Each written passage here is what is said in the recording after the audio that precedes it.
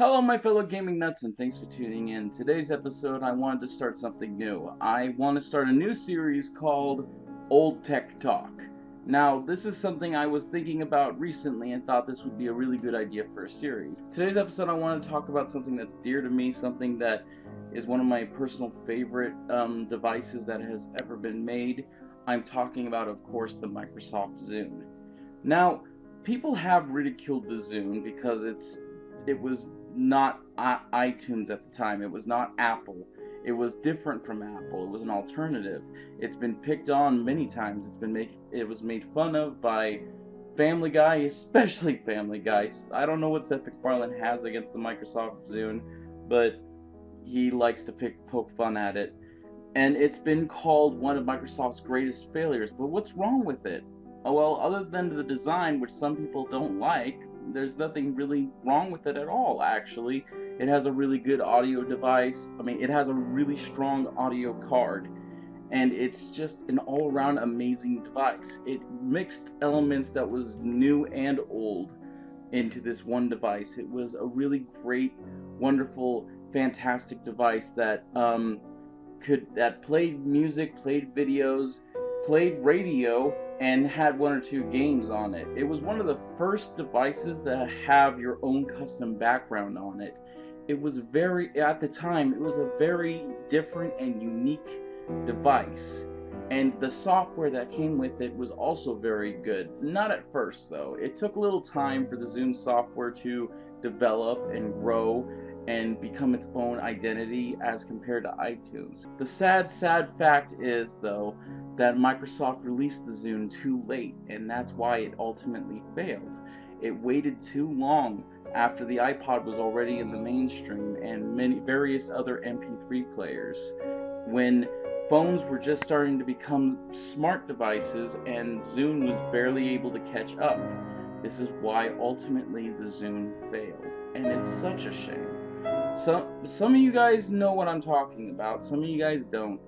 Zune was one of the best MP3 playing devices of all time, and it still is in my book, even though the service is no longer available today. And that's one of the main reasons why I'm starting this video, is because I think it's sad that Zune Music Service is no longer in business, that the Zune Music Service is gone.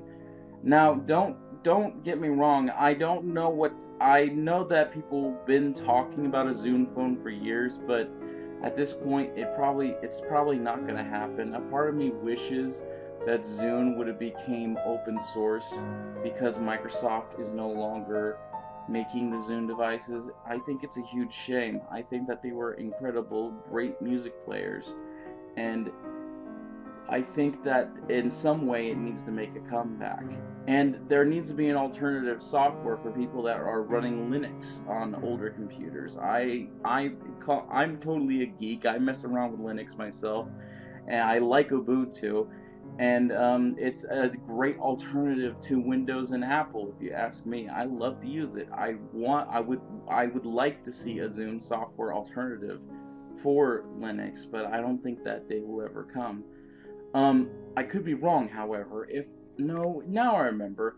There is an open source developer. I will look into it and I'll share the link in this video. Maybe I'll share some pictures. I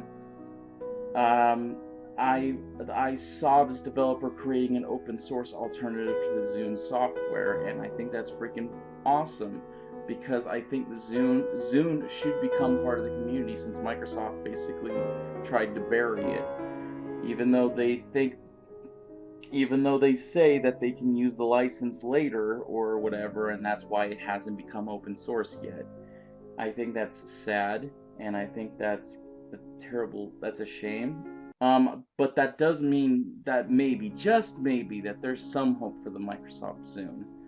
If you want a great alternative device to iTunes or Apple, you can get an old Zune device for very cheap right now, and I would get them while you can. The Zune HD devices were great touchscreen devices, had incredible sound cards. All of the Zune devices do, even the old 30 gigabyte ones do. And if you can get past on how the outer casing looks, because there's all kinds of cases and everything, you would find that the Zune is just an incredible device. That's my opinion, and I'm hoping that it'll be yours too.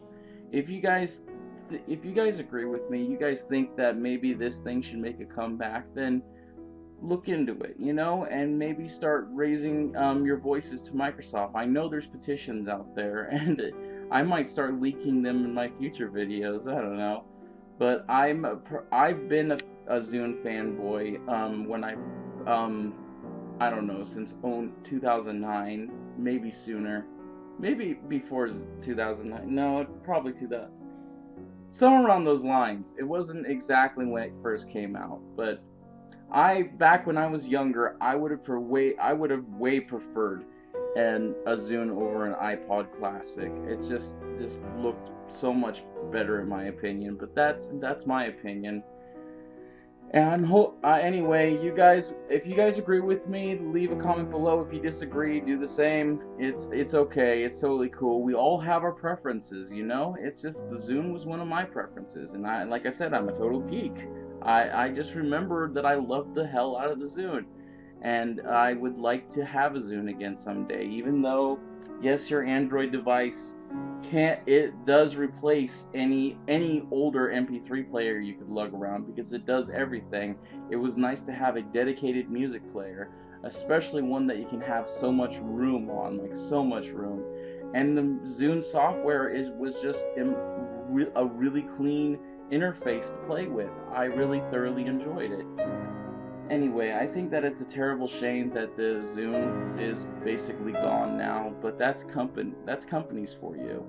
So I would like to see it make a comeback in one form or another.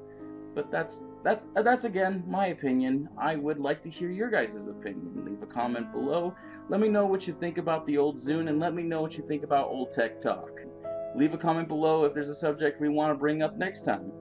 Alright, well, thank you guys so much for watching this video. I am the MK Nut. You guys take care. Bye-bye.